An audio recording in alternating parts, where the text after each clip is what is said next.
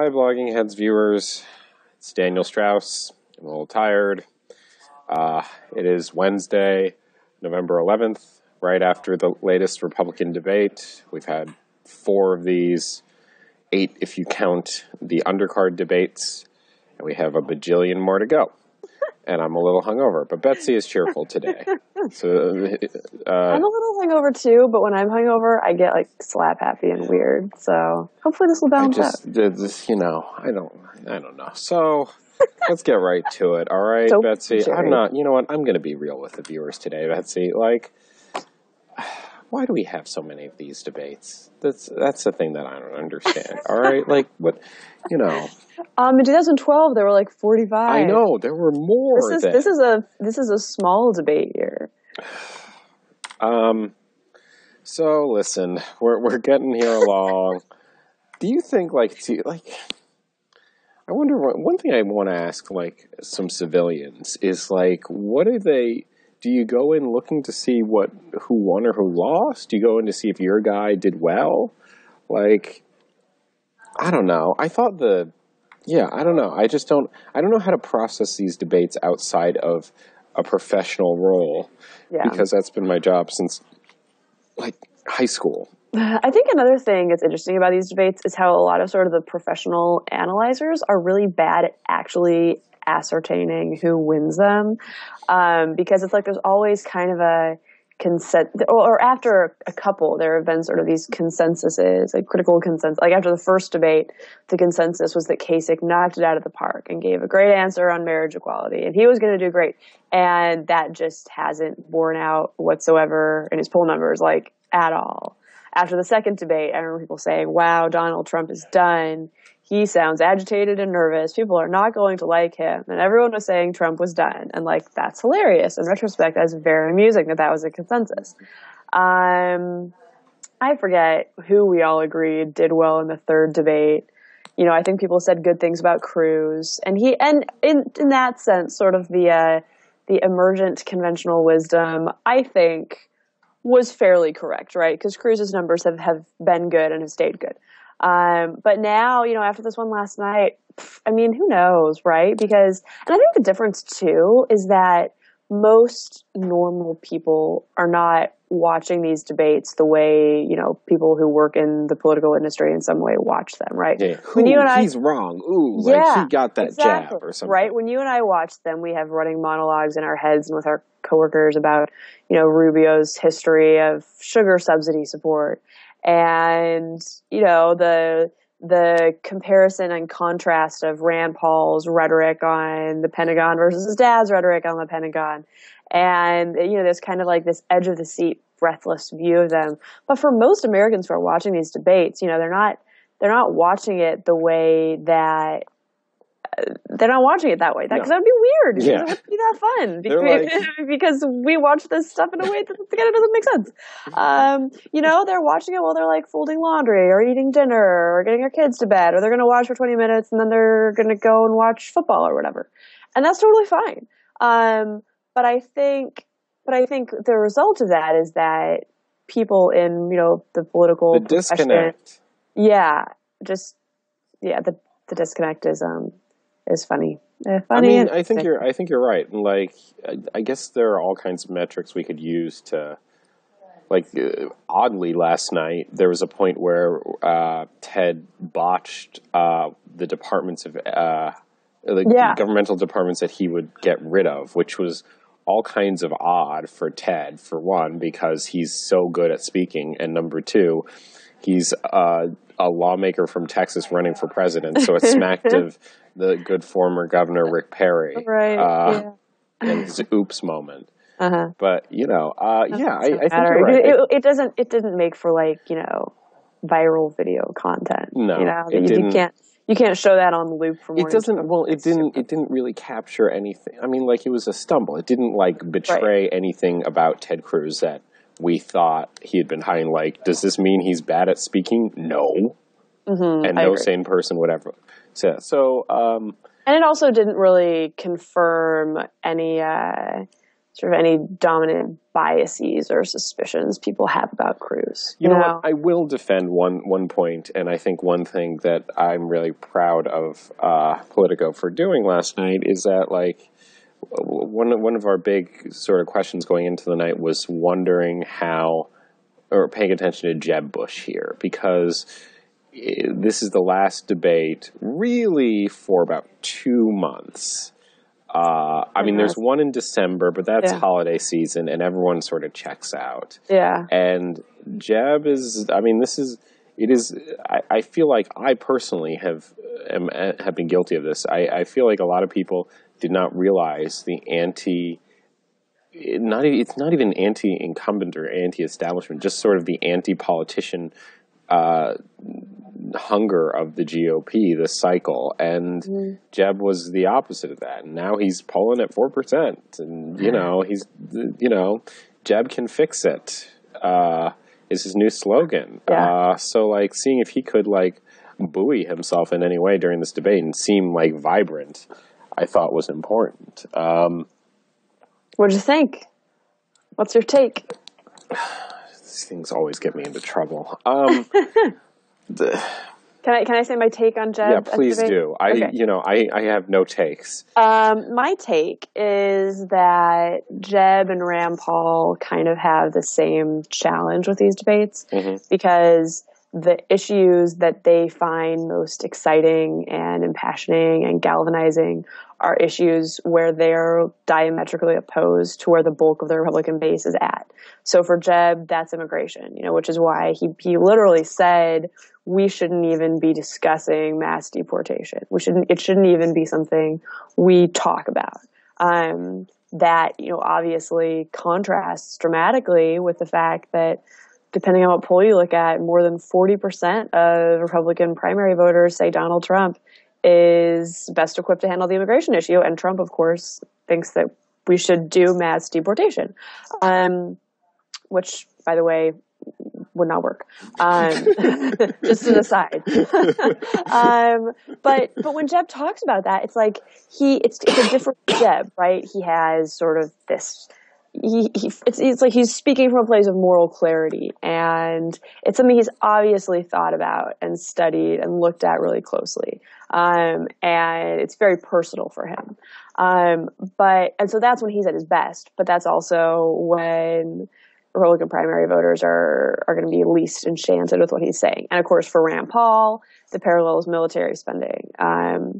He just goes off about it. Like he sounds like himself, and he sounds like the candidate that young libertarians love pretty much only when he's talking about military spending. Like that was the part last night when he really just sort of popped out of the screen. And for most Republican primary voters, cutting military spending is probably less appealing than single payer healthcare. I would guess it polls worse. All you have to do is show a 30-second clip of an ISIS video, and it's like no, and it's right.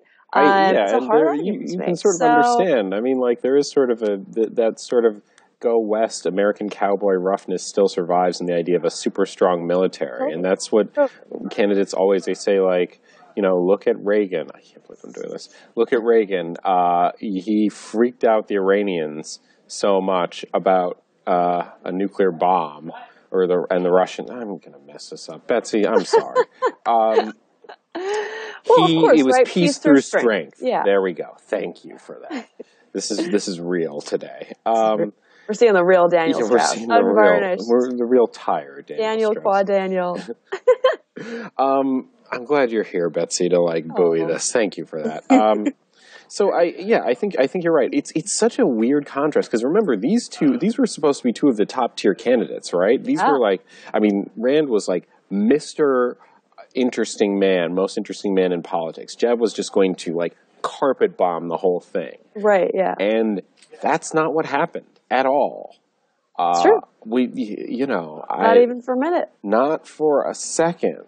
It's just been plummeting for the entire time. And then we have Donald Trump and Ben Carson.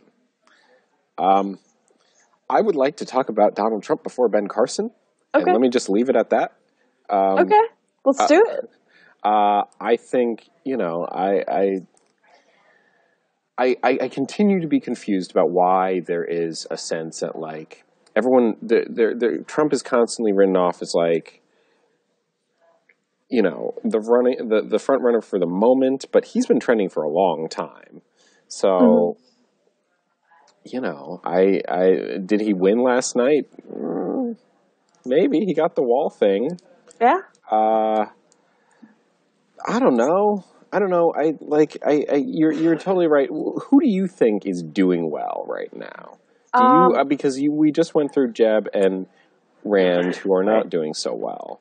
Marco seems to be doing pretty well, which is odd because he has all those flavors. He appeals to the establishment, but Sahil Kapoor, my former colleague, had a post about how he and Ted Cruz actually on the conservometer are not that far apart.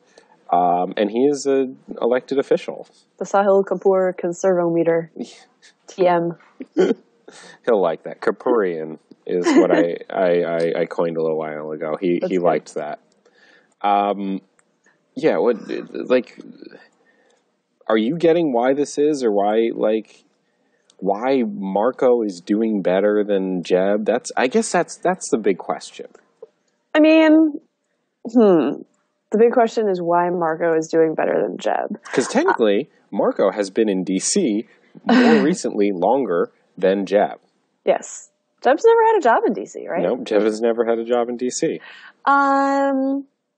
I mean, have you ever talked to somebody on the campaign trail or in Iowa or New Hampshire or South Carolina who's genuinely excited about Jeb? No.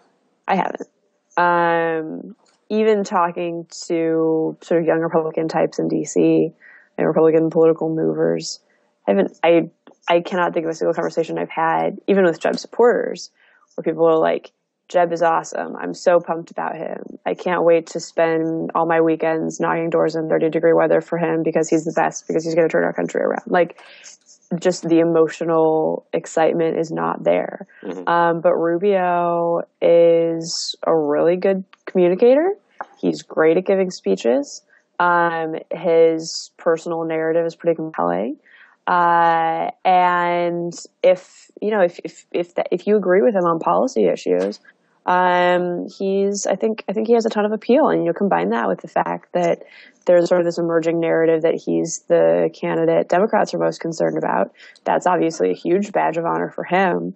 Combine all that, and why wouldn't you like him? To me. Yeah. I think another interesting duo in all this, we sort of have the Rubio versus Jeb dynamic.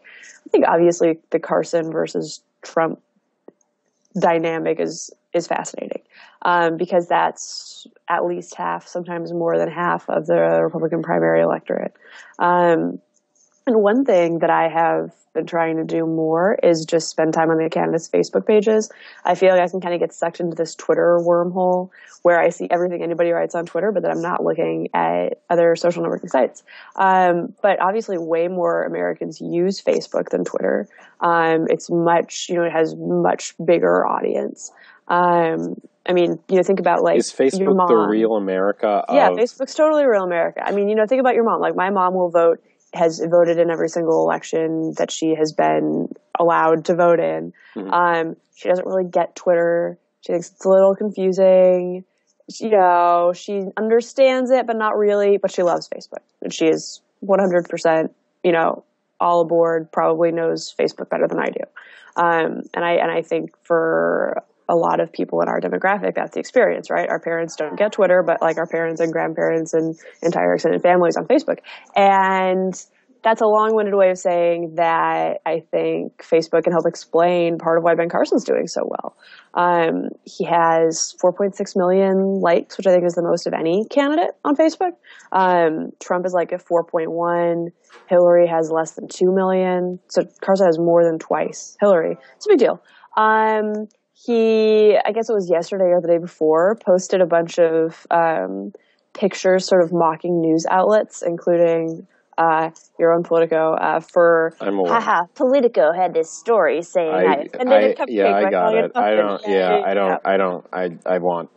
I go on. Just continue. Just keep talking. Please keep talking. So it's a platform that lets him push his message in a way that literally millions of people see without any, snide pundits weighing in and saying, okay, that's not the same thing. It's like the media becomes, or the political media becomes less relevant. And even though Carson gets, I would say, pretty overwhelmingly negative coverage from Beltway and East Coast media, it doesn't matter as much because he has these ways of directly talking to people who like him. And before the debates, at least for the last two, he's actually posted prayers on Facebook where he'll say, and it's him writing a prayer to God Sarah about Palin how he'll do it in the debate. And it gets massive response. Right. And the comment sections will be full of people writing their own prayers for him. And I think that I think there's sort of an emotional connection there that there isn't always with Trump. And I think that's part of why Carson has the kind of just remarkable momentum that he has. So let me ask you, one thing, I guess part of my inclination not to look at the comments on Facebook is because the phrase as a reporter, never read the comments, right?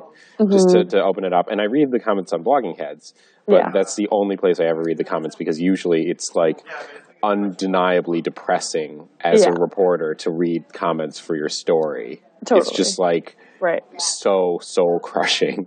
They're really mean. So I mean, I don't read comments. My mom reads them. When I was at National Review, she'd always read the comments. And I'm not asking these people really have some strong feelings about you. Yeah, I've gotten that from my mom too. There's like, oh goodness, there's so many angry people at your story, Daniel. Don't read that. Don't read the comments. But what do you get from? Is Facebook a good filter for? What do you get out of the comments from this? And I'm not asking this skeptically. I'm actually going to start. I'm taking this idea and running with it, Betsy. So well, one thing that I like about Facebook comments is that people can like them. Mm-hmm. So you'll see Ben Carson's original Facebook post, and maybe it'll have 20,000 likes, and then the top comment under it will maybe have 300, which is a lot. So and it's people's names, so it's not anonymous comments. It's not sort of like the Breitbart commenter situation where people can write whatever they want and feel sort of unbridled. People who are commenting on Facebook have their full names and pictures of themselves next to the comments. Right. It's just kind of an interesting thing to watch. It's funny. This is one of the. I think this is one of the most significant. I think this is a good way to segue into one thing I did want to talk about, which is SNL. Donald Trump was on SNL this last week. Yeah. Yeah. And this is we always talk about the new media format and the new situation. And I think as journalists, there's such an emphasis on Twitter, but you are exactly right that Facebook is where it's at in so many ways. And I know that if something picks up on Facebook, like if a story starts to get passed around on Facebook, your editors are very pleased. Yeah, totally. But I can have a story go crazy on Twitter and doesn't turn into traffic. So Facebook is real America. I will agree with this. That's what we all got to start paying attention to. I know a reporter who that was one of his tricks to finding scoops, and it worked really well for him. Really? Actually, yeah, really. How on Facebook? He friended everyone. He friended politicians and small activists, and because the social convention on Facebook is just to friend people right? He threw that out the window. He's anyone you would want to meet, campaign operatives, campaign managers he'd never met, and you'd be surprised with how many are just okay. What could go wrong? He's a journalist. A lot could go wrong, actually. For them, not for him. That's a good idea. Yeah, it's a great idea. Yeah.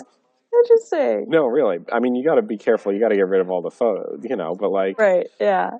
Yeah, you would be surprised what's on there, Betsy. Not a bad idea. Listen, but the other thing is, I feel like SNL, this last weekend, Donald Trump was on SNL, and it was mostly not funny. So bad. It wasn't funny. It wasn't funny. Okay, it wasn't. The Hotline Bling parody was really Hotline. Good. So it went. It was like a sine curve, right? So it went. Yeah. It went. It started out down, then it went up during Hotline Bling, where we got to see Donald Trump. Yeah. Dance, but most of the skits were like, Donald Trump is awesome and he's made America great again. We're not funny, and you could see that. Yeah.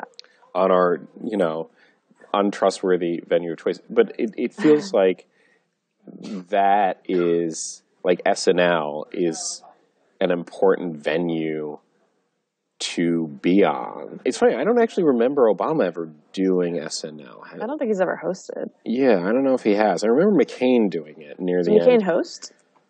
I don't know. It was McCain and his wife, and it was in '08, and by then we knew things were not, I mean, it was not going well, and it was sort of like, all right. But things are going,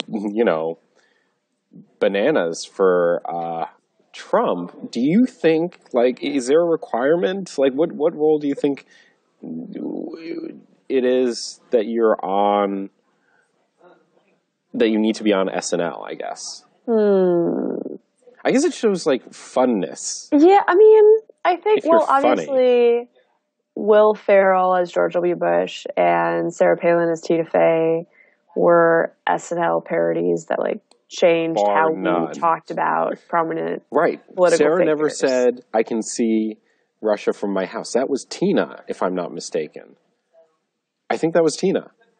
I actually don't know. I think it was Tina who was just made that joke, and somehow it resonated so much that people started associating it directly with Palin. She never said, I can see Russia from my house. She said, it was a paraphrase to one of the interviews she did where it was and who flies over Alaska? It's Putin. And then Tina just turned that around. And now, Larry David doing Bernie Sanders is obviously amazing. I want SNL just to be an hour of Larry David being Bernie Sanders, because it's really the number one redemptive thing about the show. I just want to watch it all day. I enjoy it so much. As far as the importance of candidates doing SNL, I don't know. I mean, I wish Lindsey Graham would host it. Yes. He's a funny guy. I think he could actually do a good job.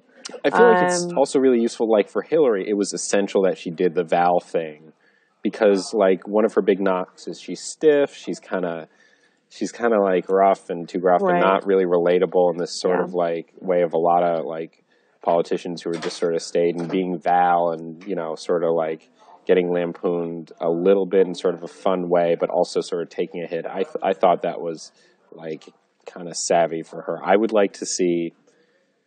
actually like to see Marco on there. Actually. Yeah, I don't think Marco's very funny though. Or I'm sure he's funny in person and stuff, but his public persona is not funny. Okay. At all. Who would you like to see? Martin O'Malley? I'd love to see Ted Cruz. Yeah. Yeah, I would like to see Ted. He has this really nerdy side, really nerdy. And I think SNL would be a good actually format for that. SNL. Yeah. I was in the Fox green room about a week or two ago with Daniel Halper from Weekly Standard, and we were talking about how in sort of conservative circles, especially more neoconservative circles, there's kind of this trolley argument that the Empire is actually the good guys in Star Wars. So Jonathan Lass wrote a piece for the Weekly Standard about it a couple years ago. I wanted to get Sonny Bunch on here closer to the debut date, because he and I wanted to get Sonny Bunch on here closer to the debut date, because he and I have disagreed over his basic argument is that the rebel lions are terrorists. Yeah, right. And it's just, I engaged with him on Facebook, and I regret this wholeheartedly, because I was and then I was talking with my friend Dylan Scott about it, and I was like, how can he say this? And I just realized it's a fictional universe where people have laser swords. But anyway, go on. Real. It's made up. But Cruz came by, and Daniel and I asked him about it, and Daniel's like, is it okay if we get this on the record? He's like, oh yeah. And so we just chatted for a while about, the Empire and Star Wars and who's the good guy and who's the bad guy. Cruz was very emphatic that the Empire was bad. Yeah, so this is actually how it came up, because he said Sonny was wrong, and Sonny does not like Sonny by name. Right. But I said, what do you make of conservative pundits who argue that the Empire was the good guy? And I think the phrase he used was, it was deeply troubling. just sort of disturbing on a moral level.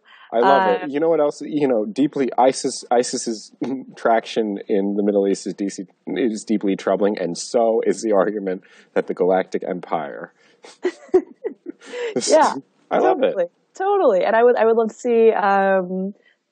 see more of nerdy Ted Cruz. So, Betsy, I can't resist this because we're a month out from Star Wars, and Kate Havard, who's a mutual associate friend of ours, are going to see it, and I don't want to reveal the intricacies of the celebratory plans for this thing, because Kate and I are big fans. Yeah, I'm going to be growing a Lando mustache, I think. Well, you just revealed the intricacies. That is good to know. You should. Oh, God. Now, have if you don't, seen? I know. Thanks for that. Yeah. Yep. Have you seen Star Wars? I forget. You and Swin had a thing. Get out of here! Obviously, I've seen Star Wars. Did you like it? I feel like there was something.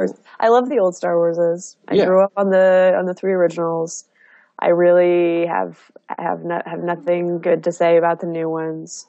When I was at National Review, I auditioned for Star Wars. That's it. Did not get the role, unfortunately. I'm sorry. Their loss. You would have been a great Princess Amidala.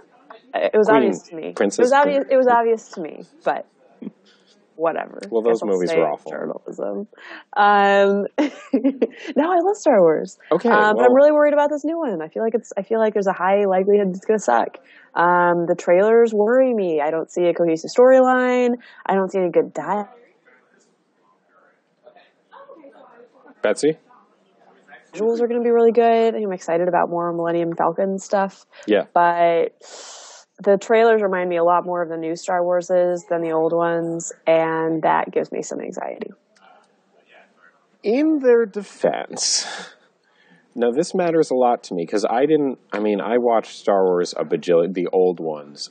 This is the trilogy is just one of those movies that just so many nights with my friends just watching the Empire, just going to Hoth and going to the Cloud City and watching. They're great movies. They're so great good. films. Yeah.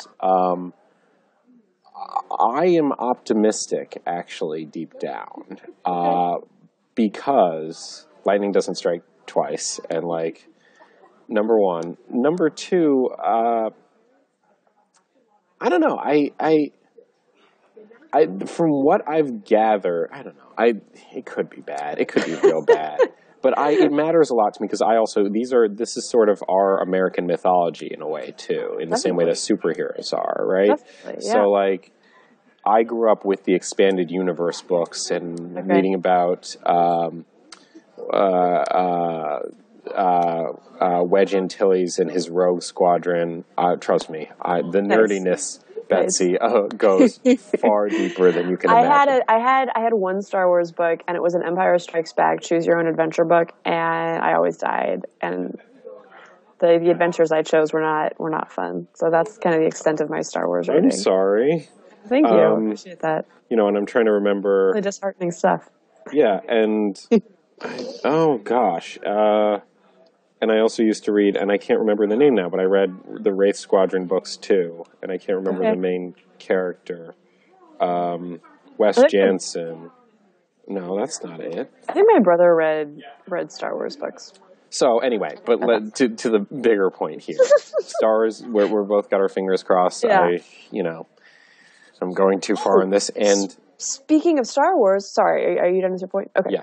Speaking of Star Wars, we can loop this back and circle it around to our initial conversation because Marco Rubio, the Florida senator, has made some comments about Star Wars that evince just sort of a really embarrassing level of ignorance about He's them. Too cool for Star Wars. Hang on. I'm gonna pull this up because it's really important. But here's the thing. It's not that he's too cool for Star Wars. It's that he tries to talk about Star Wars and he does a bad job. Philip Klein at the Washington Examiner has a really good write-up about it. And let's see. Rubio said he used to hate Darth Vader. But now I kind of feel a little bit sorry for him, knowing what he went through to get to that point. Weird thing to say. And then he says, and then he made a factually inaccurate comment about the films. He said, talking about a Star Wars toy he had growing up, he said, I think I had the Death Star, but it kept breaking, just like it did in Part 2, Empire Strikes Back. We don't see a Death Star in Part 2. Because the guy got that rocket to go into that hole. Remember that? Like that's episode...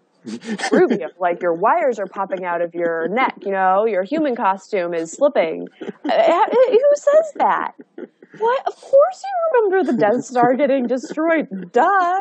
That's like saying Lord of the Rings. You remember that character, Frodo? He was interesting. Like, remember when he defeated Smaug? Yeah.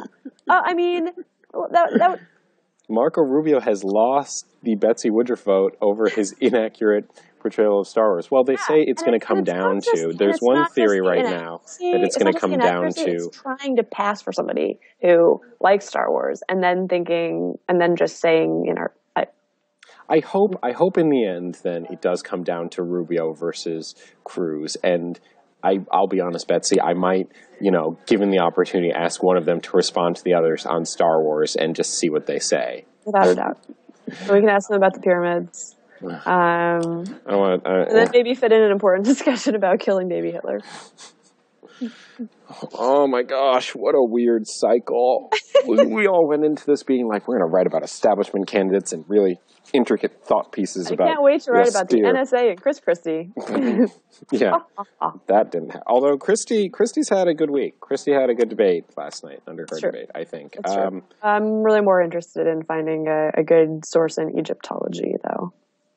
So. I'll leave that to you. All right, Betsy, as usual, this was enjoyable, and it went way over. Thank you very much for brightening my day, even though I'm running on like 2 hours of sleep. Anytime, old or pal. something. Yeah, buddy. I'll see you later. All right, bye.